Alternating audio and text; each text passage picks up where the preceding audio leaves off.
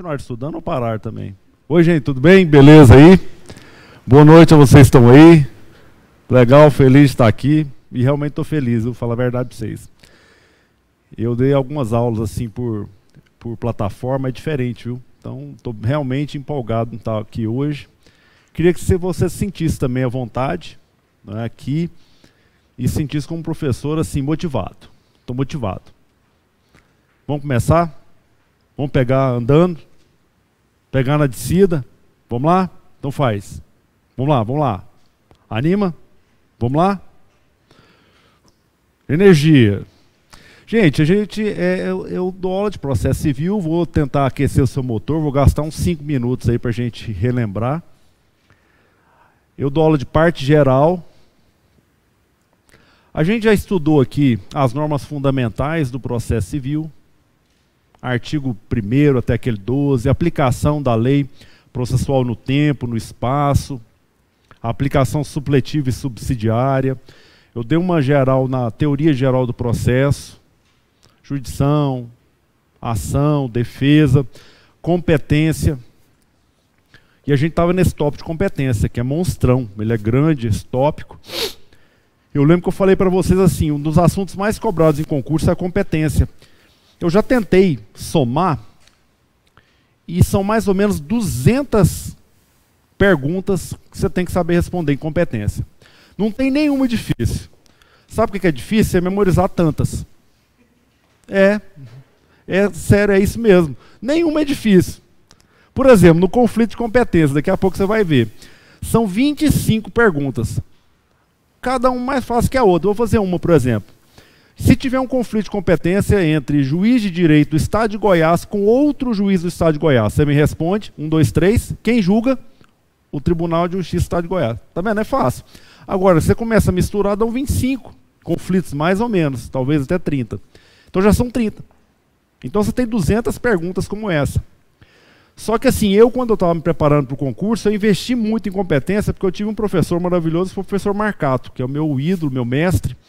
Então eu praticamente imito ele na aula, e valeu muito a pena, porque todos os concursos cobram. Inclusive, se você pegar meu material, você vai ver isso. Durante essa aula, você vai ver.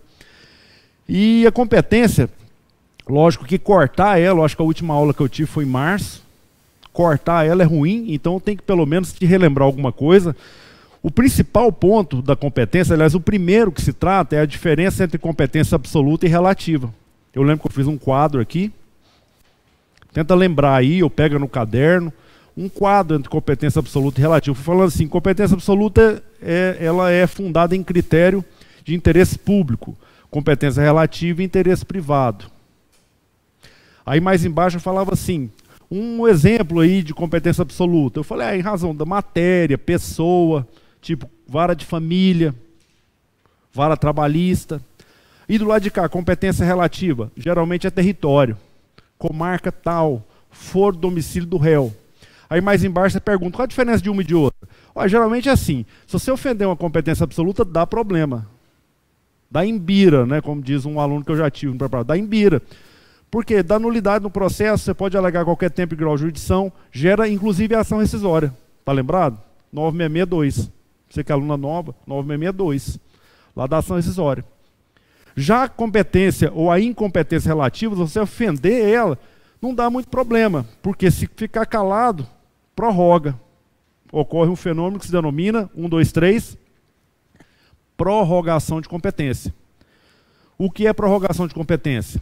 Pergunta concurso juiz em praticamente todos. Que eu estou me lembrando aqui, 2011, 2013 e 2016. O que é prorrogação de foro? É um fenômeno processual que torna um juízo, não é juiz não, pessoa física não, o juízo, a unidade judiciária, torna o juízo incompetente em incompetente. Ele converte um juízo incompetente num juízo competente, por força de algum evento processual. Neste caso concreto que eu estou falando e me sentindo muito bem, está parecendo que eu estou tendo tomei um Red Bull assim, de felicidade, está dando uma aula depois de tanto tempo. A omissão é uma equação matemática. Você põe assim, propus a ação num juízo relativamente incompetente. Vamos colocar assim exemplo, que acho que é melhor de raciocinar.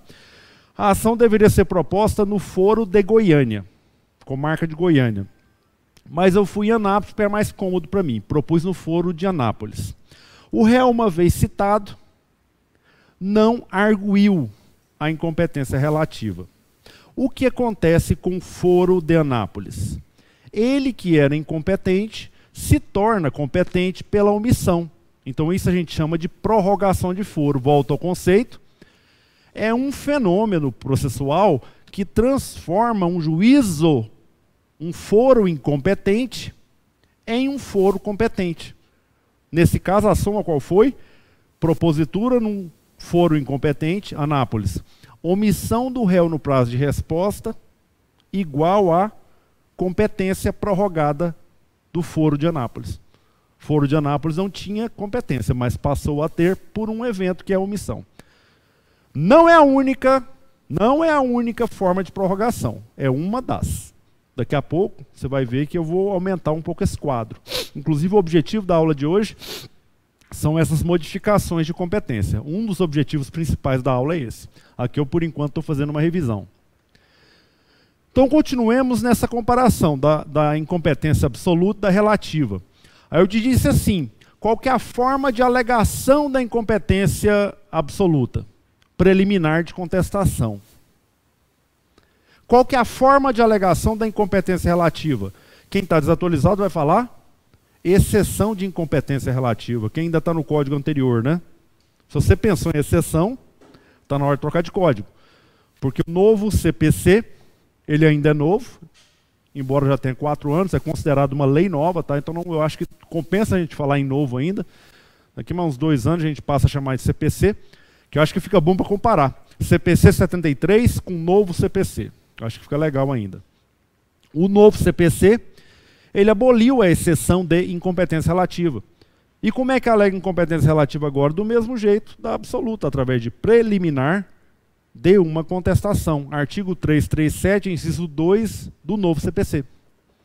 Lembra do 337? Se não, é o que fala assim, ó. O réu, antes de discutir o mérito, alegará. 2. Incompetência absoluta e incompetência relativa. Está no mesmo inciso, inclusive. Então anota aí, isso é uma questão de concurso, inclusive. Eu não estou com ela aqui, porque eu trouxe só uma parte do material, mas se você pegar o meu livro, minha apostila, tem lá uma pergunta do Magistratura São Paulo acerca desse ponto. Né? Ela está errada, ela fala assim, o modo de alegação da incompetência relativa é a exceção. Errado. Não é a exceção, é a preliminar dentro da contestação. E se você de repente formou a partir de 2016, você nem sabe o que é exceção, né? Alguém formou depois de 2016 aqui? Então eu vou te contar o que é exceção, ou você sabe o que é exceção. O que é exceção? É uma peça. É o nome de uma peça. Porque exceção no português dá tudo errado, né? Exceção à regra, né? Exceção no processo civil, antes de 2015, antes do CPC, é uma peça, era uma petição que chamava exceção de incompetência. É isso que eu estou te falando, não tem mais essa peça. Agora você pega isso e coloca dentro de um capítulo na contestação. Agora, se você estiver estudando processo penal conjuntamente, certamente está, você abre o artigo 95 do CPP. CPP, não é CPC não. CPP. Você vai encontrar lá exceções ainda. Então, naquele sistema mais primitivo, vamos chamar assim, sem preconceito nenhum, naquele sistema mais primitivo, que tem um código de 1941, ele ainda contempla as exceções. Então, é legal você fazer como tarefa de casa, dar uma olhadinha lá no 95. Ele, inclusive, consagra um montão de exceções. Tá? Tem exceção de litispendência, exceção de coisa julgada.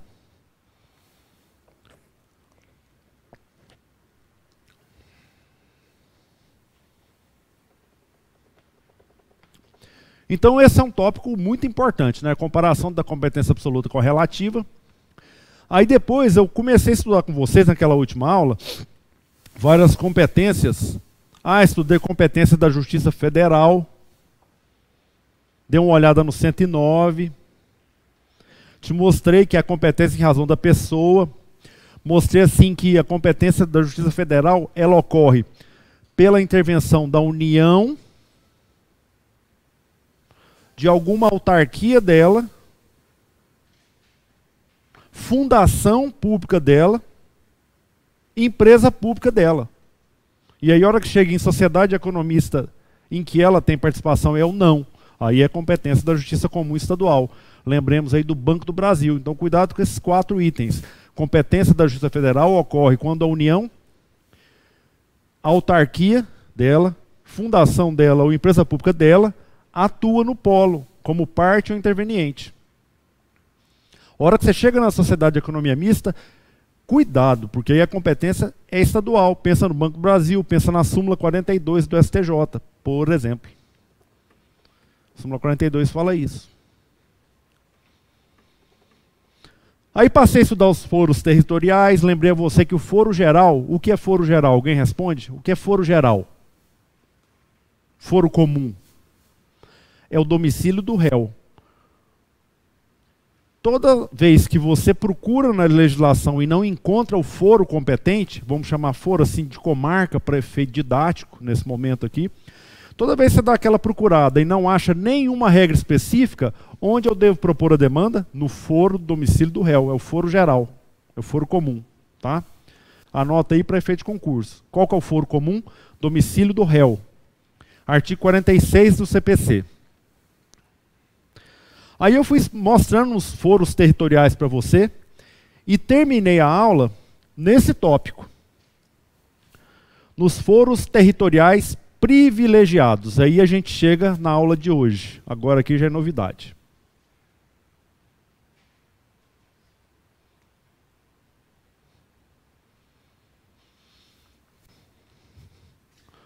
Vamos pôr aqui uma noção.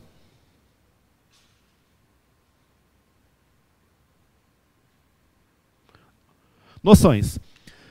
Você tem que ter em mente agora, nesse momento, nesse começo de aula, que o foro geral, qual é mesmo? O foro domicílio do... Fala. 1, 2, 3. Foro domicílio do... Essa é a regra. Por qual motivo é domicílio do réu? Por uma questão de comodidade. Poxa, o cara já está sendo réu numa demanda. Ele já tem que contratar um advogado. Fazer ele deslocar é estranho. Então, por uma questão de ampla defesa, a regra é domicílio do réu, ok? Então a noção é essa. Então lembrar da regra, não esquecer do foro comum. Vamos pôr aqui de novo. NCPC 46. Para quem está chegando agora, ou para quem não me conhece, eu não uso artigo não. Eu ponho sempre assim, mas novo CPC, artigo 46. Então a regra geral é o foro comum. Então, sempre pense assim, vou propor uma ação. De regra vai ser em algum lugar que privilegie o réu.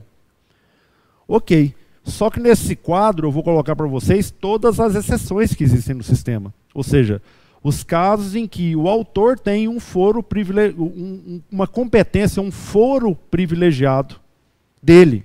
Você pode trocar a competência por foro, talvez fique até melhor.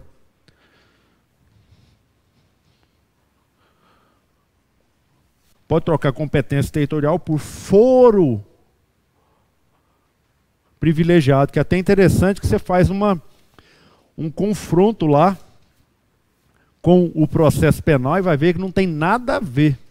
Inclusive essa expressão foro privilegiado no processo penal, ele está errado, é foro por prerrogativa de função, que são aqueles casos em que o réu no processo penal tem o direito de ser julgado originariamente em algum tribunal. Então já façamos esse confronto. Então o que você chama de foro privilegiado, lá no processo penal, não tem nada a ver com isso. E inclusive, ao meu ver, aquela expressão está errada. Aqui está certa. Lá é foro por prerrogativa de função. Aqui o nome pode ser aquele competência territorial privilegiada ou foro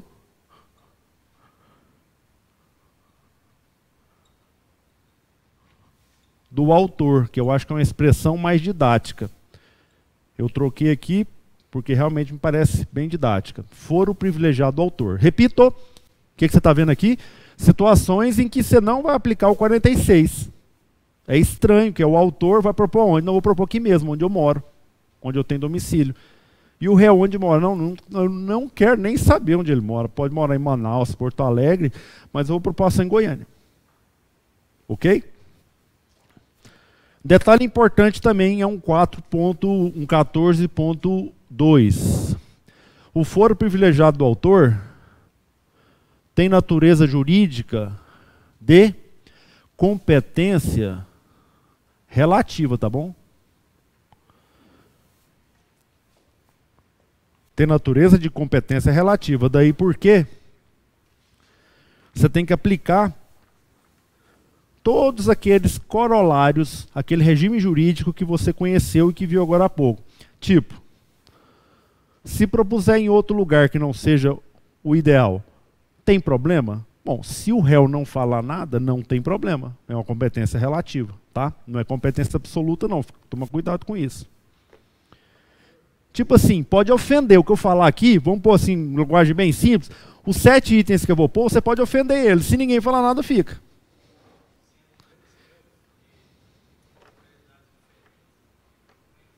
Dois réus com domicílios diferentes, qualquer deles. Artigo 46, parágrafo 1º. Nos parágrafos do 46, já que você me perguntou, eu já tinha dado essa aula, mas eu vou dar essa dica que é legal. O artigo 46 tem 4 parágrafos. Aliás, 5. Ali tem 6 perguntas de concurso. Então você tem que memorizar aquelas perguntinhas. São muito fáceis, tipo essa que ele fez. E se tiver mais de um réu com domicílio diferente? Qualquer um daqueles foros. Mas tem outras lá, tá? Mas é tudo muito simples. Tem que decorar. A gente chama isso de foros supletivos. A pergunta que ele fez para mim foi sobre o foro supletivo. Você tem um foro geral, que é o caput, e nos parágrafos, os chamados foros supletivos.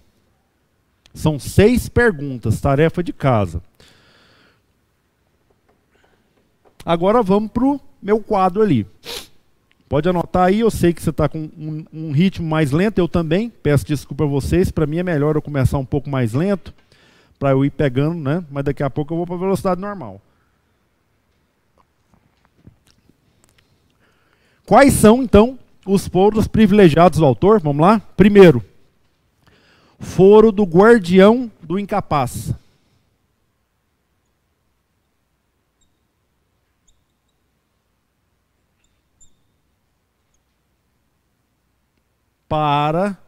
Aí você tem que anotar, né? Divórcio, separação, anulação de casamento e dissolução de união estável. Essa regra é engraçada que ela era mais fácil no CPC 73, que era o chamado foro da esposa. Essas ações a esposa poderia propor no domicílio dela. O novo CPC veio e falou, não, tem esse negócio não, agora é igualdade. Não interessa se é esposa, é o foro do guardião do incapaz. Então ocorreu a separação, o divórcio. Onde vai ser proposta a ação? No foro do guardião, seja ele o homem, seja ele a mulher. Então o foro privilegiado. Então imaginemos que, vou pôr um exemplo virado, né? Porque geralmente fica com a mulher, mas vamos pôr um exemplo que acontece hoje também. O homem fica com a criança em Goiânia. A esposa muda para Brasília. O homem vai propor uma ação de divórcio. Qual o foro competente? O dele, aqui mesmo. Não precisa ir no 46. É um foro privilegiado de autor. Primeira exceção é essa. Segunda, foro do alimentado, ou seja, do credor de alimentos. Acho que foi mais legal colocar aqui o dispositivo, né? Vamos lá, 53.1. A. Esse aqui é o CPC 53.2. Tá lembrando? Na ação de alimentos, o foro competente é o foro do alimentado, ou seja, do credor. Motivo bem simples, né? Pensa, ele já não está tendo nem condição de se alimentar, vamos pôr assim. Está precisando do dinheiro do pai ou da mãe, de pensão. Não faz sentido algum ele ter que procurar o pai onde ele está. Então ele propõe o domicílio dele, o pai está lá em São Paulo. O pai tem que deslocar para a audiência, tem que movimentar processo aqui e tudo mais. Pensa sempre assim, pra você não ficar tendo que decorar, você memoriza assim, olha, não faz sentido que não seja assim. Não tem nem jeito.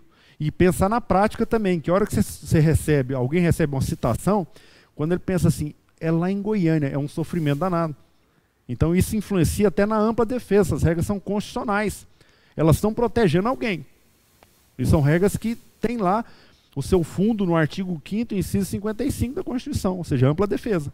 É direito de defesa. Se tiver que viajar para São Paulo, você acha que o alimentado vai lá? Ele não ia para proporção. Tudo bem que agora o processo, né, em geral eletrônico, fica mais fácil. Mas mesmo assim é complicado, né? Uma audiência, por exemplo. Ah, tem a videoconferência, mas se não for videoconferência, tem que deslocar, é passagem, vai você, vai o advogado. Então, seja autor, seja réu, ele vai gastar dinheiro.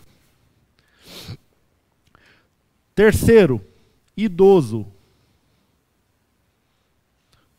Mas tem que somar aí, nas ações referentes ao Estatuto do Idoso, do EI. Não é qualquer idoso. Cuidado na hora de anotar, senão erra no concurso. Se constar lá assim, todo idoso tem foro privilegiado, isso é mentira. O idoso tem foro privilegiado de autor nas ações em que ele busca prerrogativas previstas no Estatuto do Idoso. 53.3e. Tudo CPC, se eu não colocar nada.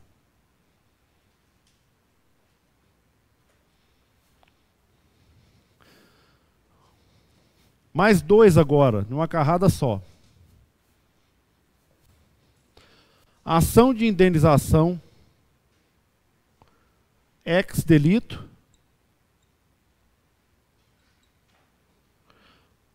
Ação de indenização decorrente de acidente de veículo.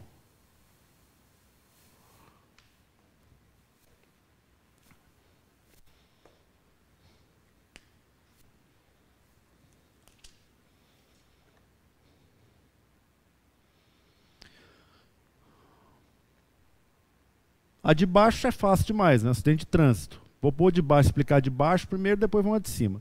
Acidente de trânsito, imaginemos assim, você viajou de carro, chegou lá numa praia qualquer aí, sei lá em Camboriú. Teve um acidente. Você estava certo. Você quer mover uma ação de indenização. A pessoa reside em Porto Alegre. Você pode propor ação em Goiânia. Então tem um foro privilegiado de autor nesse tipo de ação. Agora, a de cima, ação civil ex delito, é um pouco mais complicado. Quem sabe o que é ação civil ex delito? Essa disposição está no 53.5. O que é ação civil ex delito? Laura, fala que é ação civil ex delito. Fácil demais. É ação de indenização decorrente de uma infração penal. Agora uma lição de direito penal. Você sabia, né, que toda vez que acontece lá um crime, uma infração penal, nascem dois tipos de pretensão. A penal, né, que é apurada através de um processo penal, e a de ressarcimento. O crime também gera isso, né? Vamos imaginar assim, eu gosto de um exemplo bem corriqueiro, uma briga de bar, que alguém senta uma cadeira na cabeça do outro. Você pensa para você ver, o rolo que não dá, né? Além do TCO, sei lá se vai ser TCO, né? Pode ser até auto-prisão em flagrante, dependendo da natureza da lesão. Não vou nem mexer com a área criminal, agora vamos no cível. Isso vai dar algum problema no cível. Dano moral, dano material, lucros cessantes. Porque o cara fica sem trabalhar, né? Então, pelo menos alguns dias. Então, isso vai gerar uma pretensão de reparação, de reparação material moral. Essa é a chamada ação de indenização ex delito, ou ação civil ex delito. É a ação que decorre do delito, do crime.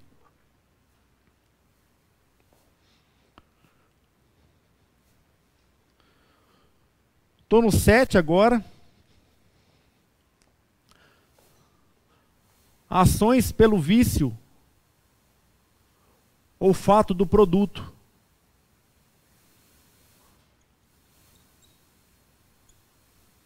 Agora estou falando de CDC, Código de Defesa do Consumidor. Então você compra lá um celular da empresa tal. A empresa tem sede lá em Manaus. O celular está com defeito. Você aplica foro comum? Domicílio do réu lá em Manaus, você pode propor no seu próprio domicílio. Fácil demais, né? Você já sabia dessa regra. Está desde 1990. CDC 101. Inciso 2.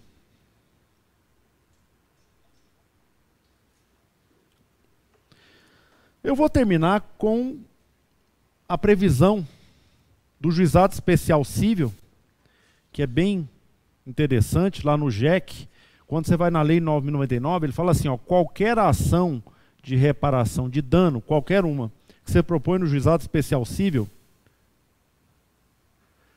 pode ser no domicílio do reclamante. Essa é uma regra, inclusive, que ela gera, às vezes, uns abusos, sabe? Daqui a pouco eu falo até disso. Então, uma coisa importante para você guardar. Vamos imaginar que você vai propor uma ação de reparação de dano. Não interessa para você o 46 do CPC. Não tem foro de réu. É domicílio do reclamante. Porque está lá na Lei 9.099. Então, essa regra é específica dos juizados.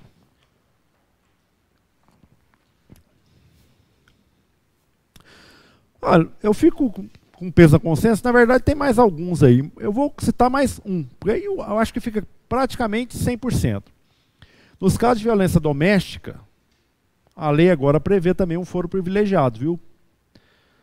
Para divórcio, separação e essas ações conexas. Então, toda vez que houver violência doméstica, é o foro da vítima. Então, a vítima também tem um foro privilegiado. Isso está até acrescentado. Dá uma olhada no seu código aí. Se ele não contiver a linha 153.1, a linha D, é porque ele está desatualizado. Vê aí. O que você, no seu você achou aí? 53.1D. Se tiver o D, está atualizado com a lei de 2019. Se não, é código mais antigo. No meu está até verdinho.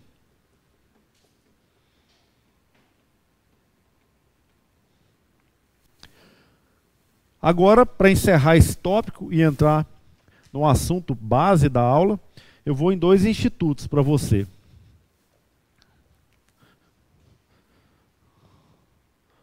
(14.3), 14.4. Os assuntos se chamam Fórum Shopping,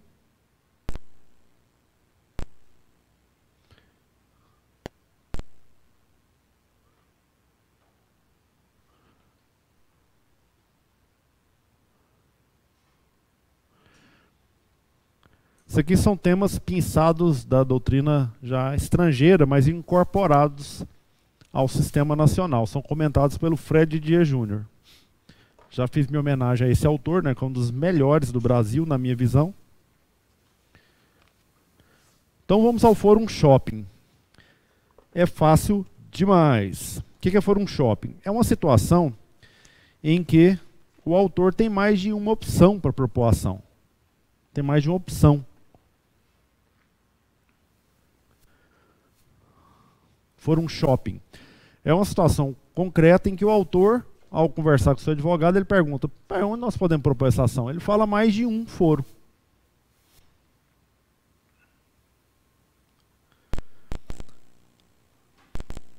Se você for pensar bem, todos esses casos aqui são assim.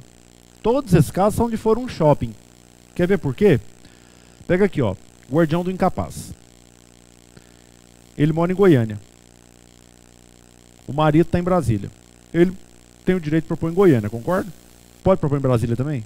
Pode, o foro do réu é melhor para ele, ó. Tipo assim, sempre pode seguir nesses casos aqui o 46. Não tem proibição.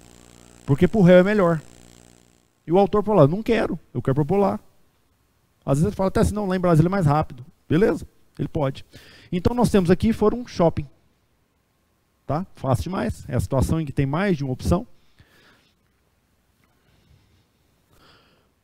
Se você quiser anotar aí para a faixa preta de processo civil, se você quer pegar a faixa preta, você anota mais uma informação, que é assim, ó, quando eu tenho o meu foro aqui em Goiânia, eu poderia propor aqui, mas eu proponho lá em Brasília, eu opero o que se chama derrogação de foro por vontade unilateral do autor. É um instituto de processo civil. Derrogação de foro por vontade unilateral do autor. Parece difícil, mas é muito fácil, né? Derrogação de foro, você altera o foro por vontade pura do autor. Isso é raro, né? Você sabe. Porque de regra o autor vai tentar fazer o que existe de pior para o réu, né? Se eu posso propor aqui, né? Vamos pensar assim, o advogado vai pensar assim, é muito melhor propor aqui, porque vai dar canseira. Isso facilita o meu acordo, né? O advogado sempre vai pensar assim, né? Não é uma forma bonita de pensar, não é uma forma cooperativa, mas na prática é meio assim, concorda? Vou propor aqui em Goiânia, porque só o fato dele ter que vir já vai gastar não sei quanto, já vai melhorar para eu fazer acordo. O cara pode me ligar lá, não, para eu não ter que viajar, pegar avião, tal, vamos fazer, né? Vamos imaginar que o cara, né, uma situação bem assim, como umas que eu já tive, ação em Goiânia e reclamado do Rio Grande do Sul. Só a passagem do preposto e do advogado já são uma proposta. Na hora que ele vai comprar passagem, ele falou, ó, só passagem para eu ir mais hotel, eu vou gastar 3.200. Então a proposta que eu te faço é 3.200 mais 800 para fechar. Ganhou 4.000. Entendeu como é que é? Então isso facilita o próprio acordo, né? Não é uma coisa bonita de conversar, mas isso é praxe, né? Prática. Então o autor ele vai, de regra, não vai ficar dando sopa não. Mas para vocês que estão aprendendo, Fórum Shopping é uma opção que o autor tem, né? E se ele optar pelo menos bom para ele, que é Brasília, ele opera uma derrogação por vontade unilateral do autor. Aí vamos para o segundo tema. Fórum não convenientes. Fórum não convenientes. Traduzindo, abuso do Fórum Shopping. É o abuso do Fórum Shopping.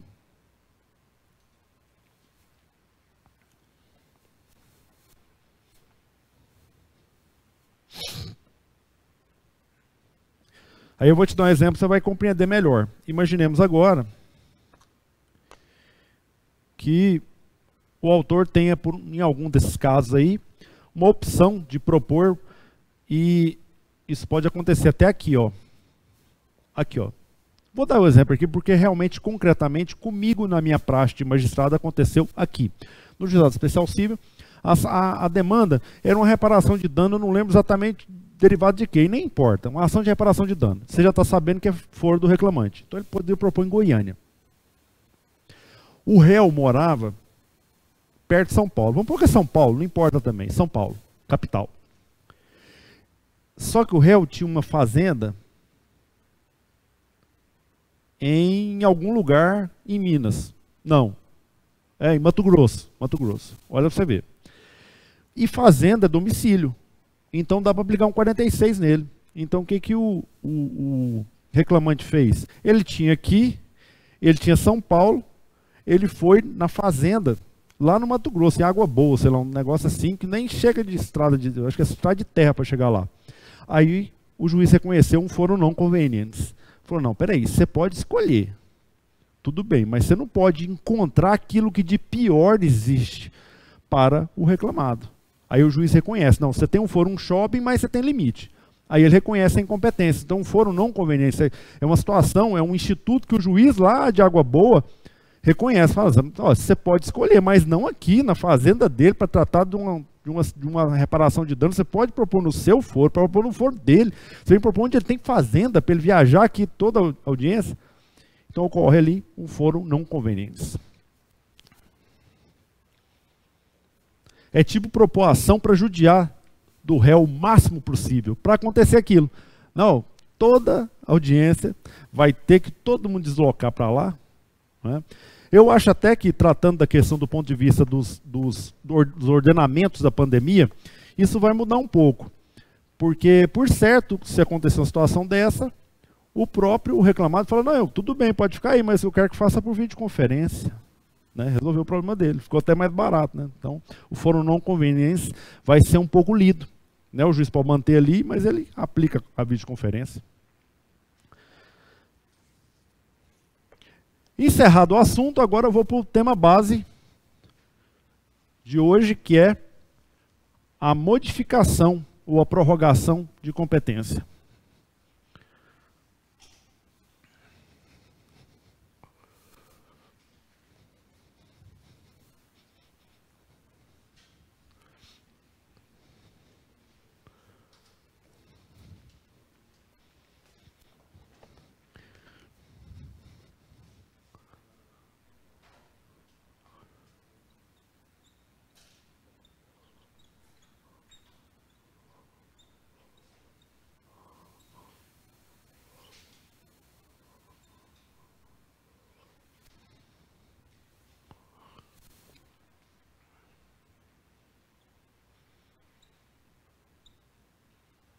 Vamos ao conceito.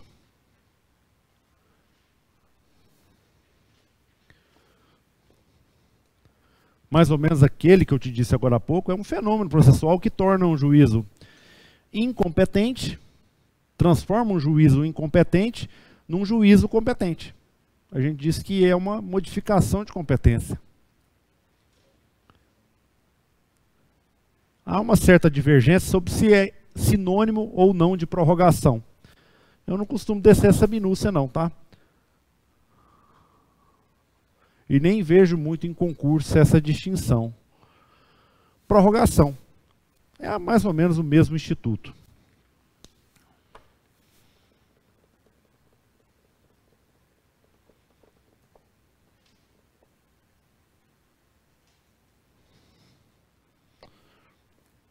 Então, analisando a questão sob essa ótica, você já conhecendo bem o instituto, vamos às espécies. Quais são as espécies de prorrogação de competência? Nós temos as prorrogações legais e voluntárias.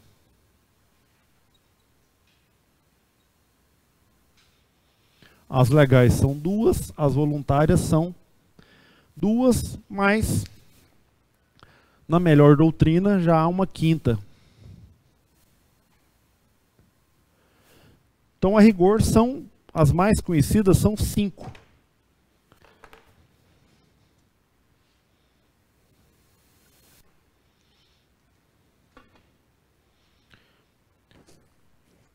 Quando faltar 5, me dá o...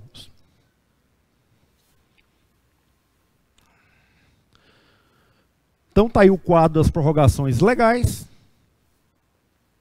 e prorrogações voluntárias. Vamos preencher? As legais são a conexão, detalhe para essa aqui, porque é uma das mais cobradas em concursos públicos, né? Conexão é praticamente certo.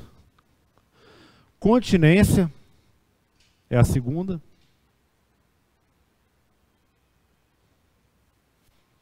A gente vai estudar elas com detalhamento, não se preocupe. Voluntárias. Omissão.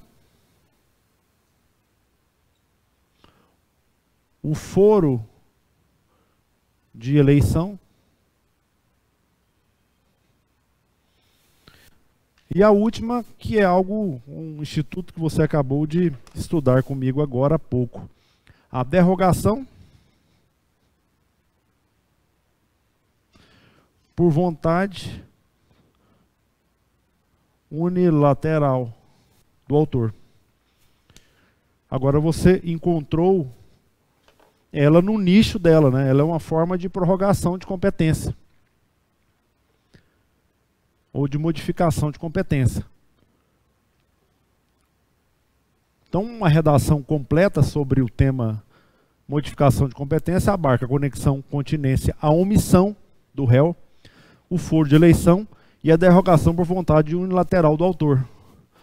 Vamos começar de baixo, depois eu vou para essas aqui, porque a aula aqui é mais difícil, a aula aqui é mais fácil. Então vamos lá. Vamos à azulzinha lá, que você acabou de ver. O que é derrogação por vontade unilateral do autor? É algo muito simples. O autor tem um fórum shopping. Ele tem uma opção muito melhor para ele, que é o próprio domicílio, né, dele, o autor.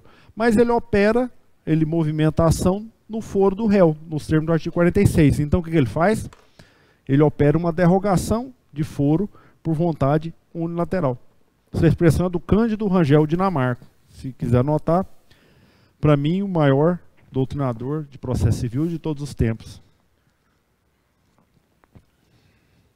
Cândido Rangel Dinamarca. Derrogação por vontade unilateral do autor. Então está estudado, é muito simples, muito fácil. Agora eu vou para a segunda mais fácil, omissão. Também já estudada no começo da aula. Imaginemos um caso concreto. Vou pôr um caso aqui um pouquinho diferente, só para te lembrar de uma regra que eu não ministrei hoje. E se a gente estiver exigindo uma obrigação, o cumprimento de uma obrigação, qual que é o foro? O foro em que ela deveria ser cumprida. Então vamos pegar aqui que ela deveria ser cumprida em Alexânia. Então é lá que deveria propor. Pois é, mas eu resolvo propor ação em Brasília. O réu mora em Formosa, um pouquinho para frente. A Laura está se encaixando na história, está pensando ali, né? Aí você pensa você como ré, né? Aí você pensa, parece que para mim em Brasília é até melhor, né? Ela, citada, se omite. O que acontece? Uma prorrogação de foro por omissão. Brasília, que era um juízo incompetente, passa a ser um juízo competente por omissão da reclamada ou da requerida, que não arguiu a incompetência. Como é que alega mesmo? Como é que argui a incompetência relativa? Por exceção ou por preliminar de contestação? Preliminar de contestação. Cuidado para não cair nessa, né? Não existe mais a peça chamada exceção no processo civil brasileiro. Agora, se você tiver naquelas 10 questões de processo penal, ainda existe. Artigo 95, lembra aí, hein?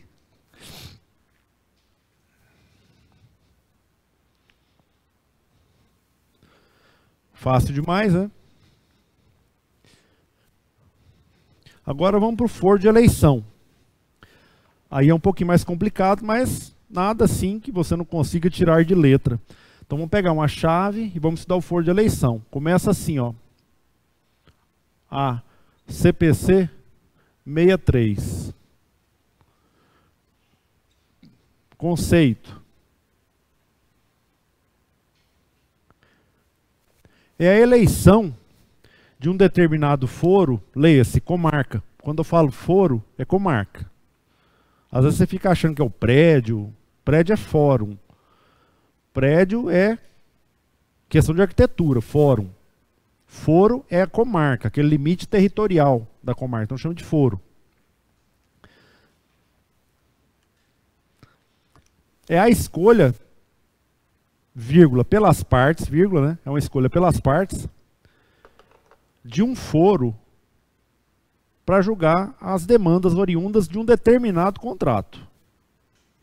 É um foro escolhido pelas partes para processamento e julgamento das causas derivadas daquele contrato específico.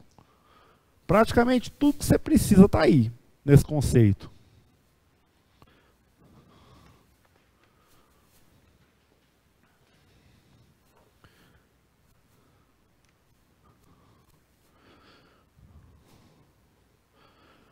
Vamos colocar em forma de perguntas. Qual que é a abrangência? O que ele abrange? Que tipo de questão ele abrange? Questões obrigacionais, contrato. Então, foro de eleição é tipo de contrato.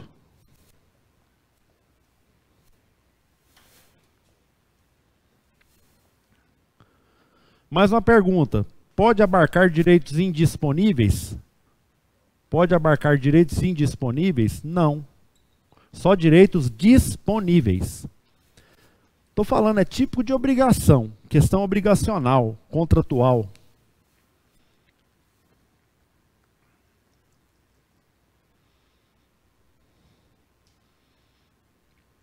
Encerrando? Então tá, vamos encerrar esse bloco.